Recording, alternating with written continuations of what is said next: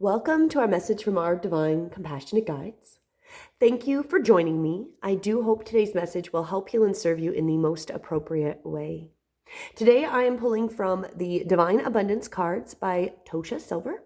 So let's jump right in and find out what our message is. So our first card today is the Expansiveness. Eternity is far more creative than the rigid constraint and exhausted ego. Expansiveness. Nice. Our next card. Delusion. Intention without surrender can be a fast path to delusion. And then our third card for today. Freedom.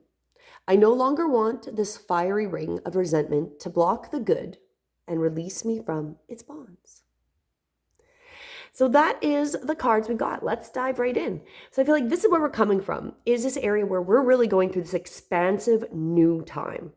This has come up multiple times. If you've been following my readings, we've had this come up a few times about letting go of the old to make room for the new.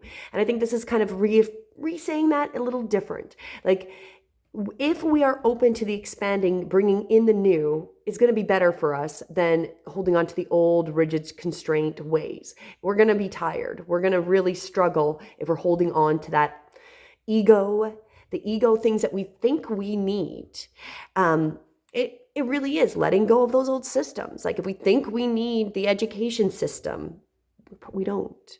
Do we think we need the healthcare system? Well, not the way it is. Do we think we need the governments? Definitely not the way they are working at this moment. So the more we hold on and attach to whatever the system is, because it might be multiple, might be one that we're still attached to, we're going to feel constrained. We're going to feel struggle because it is time for us to be creating the new. We've had this call, we've had this message before. The new needs to come in. And eternity, being expansive is super creative. We've got area and opening for new. Now, we come to the delusion. Now, part of it is also the manifestation, which we brought up multiple times. But if we're not manifesting from a path of connecting and surrendering to divinity, we're going in a delusional path. So if we want to manifest something like abundance, but it's really very selfish and very ego-based, you're going to create delusion. You're not going to be able to manifest that. If you come from a heart-centered place where everyone is prosperous and abundant, you will manifest that. So I feel like it's easier to manifest. Let's say, for example, you want a property, a farm or something, because you want to get off grid, you want to start to be more self-sufficient. So there's a lot of what you want, but does it also include helping other people? So yes, you want to have a property off grid so you can be more self-sufficient, but you want to also, through your self-sufficiency, help others and serve others, maybe providing more food, growing things, educating people on how they can do it. So this is where, when we come to our manifestation, we need to surrender, make sure we're connecting to divinity and that we are doing it for everyone to benefit, that it's not just ego-based and we're creating a delusion that to go forward. And the outcome will be freedom.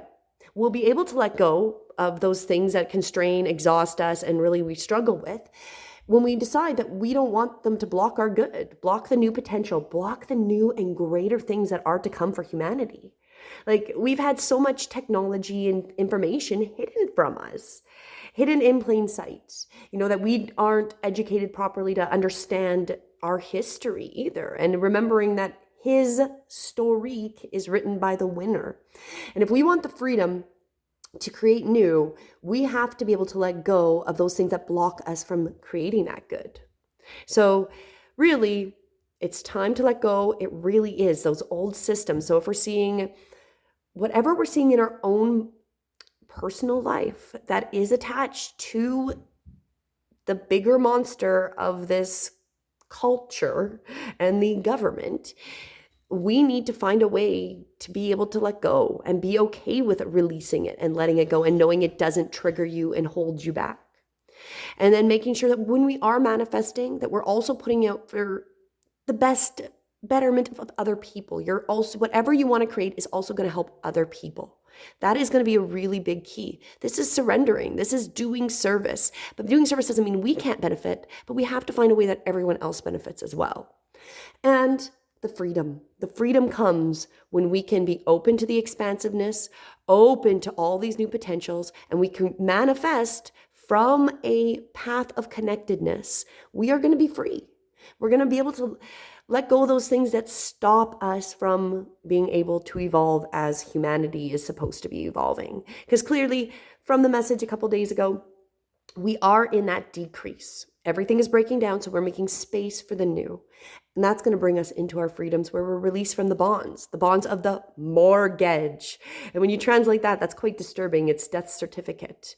Like we're indebted and really enslaved in this system indefinitely. It's not about us being prosperous and abundant. It runs on debt. And the freedom when we release the bonds of how this system has worked, which is it's not a human-based system, it's a control-based system.